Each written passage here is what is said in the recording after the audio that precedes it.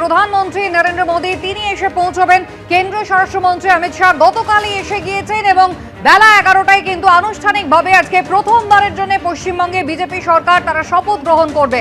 এবার ট্রাফিকের ব্যবস্থাটা আপনাদের দেখিয়ে দিই। আমাদের প্রতিনিধি সুকান্ত মুখোপাধ্যায় রয়েছেন আমাদের সঙ্গে। সুকান্ত, ভোর 4টে থেকেই আজকে আমরা জানি যে ট্রাফিক নিয়ন্ত্রণ করা হচ্ছে।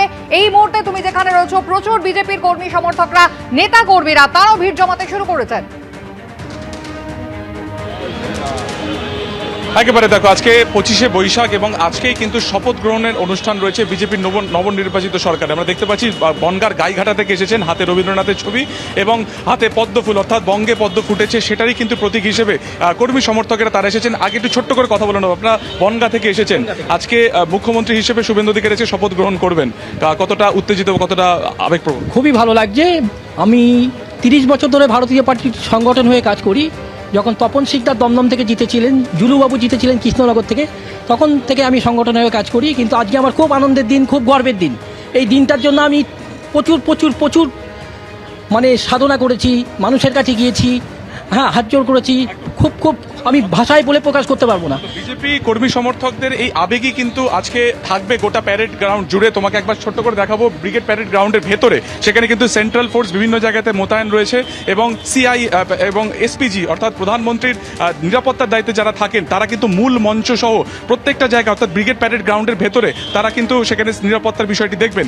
আজকে 20টি রাজ্যের মুখ্যমন্ত্রী এখানে আসার কথা রয়েছে, অনেক ভিআইপি মুভমেন্ট এখানে আসবে, অনেক নেতা ব্যক্তিত্ব তারাও এখানে আসবেন। ফলত সার্বিকভাবে যে গোটা প্যারেড গ্রাউন্ড জুড়ে যে দিকটা একদম রাস্তার দিকে রয়েছে সেখানে এভাবেই মুখ করে কিন্তু সেন্ট্রাল ফোর্স যতক্ষণ না এই গোটা প্রোগ্রাম শেষ হচ্ছে সেটা তারা করবেন।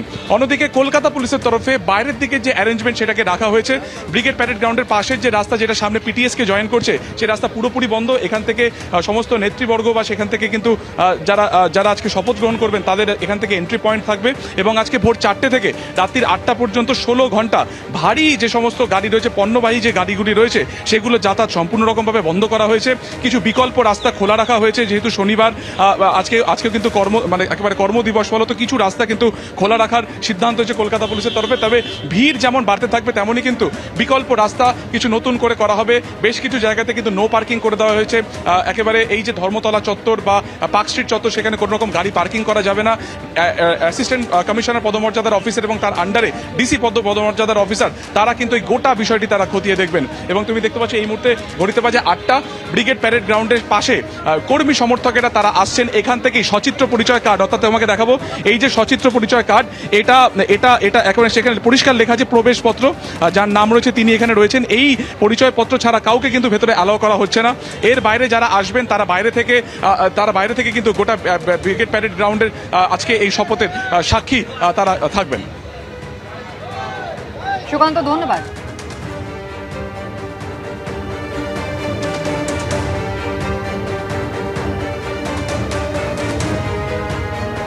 আর আজকের এই মেগা ইভেন্টের আগে একটি ট্রাফিক সংক্রান্ত নির্দেশিকা প্রকাশ করেছেন কলকাতার পুলিশ কমিশনার, যাতে বলা হয়েছে প্রয়োজন পড়লে Esplanade Ramp, KP Road, Hospital Road, Lovers Lane, Casuarina Avenue এবং কুইন্সওয়েতে যান চলাচল নিয়ন্ত্রণ করা হবে। পুলিশ জানিয়ে দিয়েছে শনিবার অর্থাৎ আজ যত্রতত্র পার্কিং করা যাবে না, যার মধ্যে রয়েছে ভিক্টোরিয়া মেমোরিয়ালের আশপাশ, Khidirpur Road, Hospital Road, Queensway, Cathedral Road, Lovers Lane এবং ক্যাসিউরিনা অ্যাভিনিউ। একই সঙ্গে পুলিশের তরফ থেকে জানানো হয়েছে আজ ভোর 4টে থেকে রাত 8টা পর্যন্ত কলকাতায় কোনো পণ্যবাহী গাড়ি চলাচল করবে না।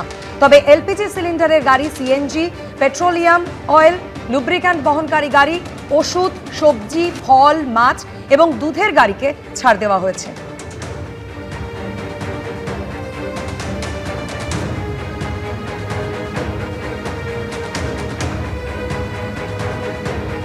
এবিপি আনন্দ, এগিয়ে থাকে, এগিয়ে রাখে।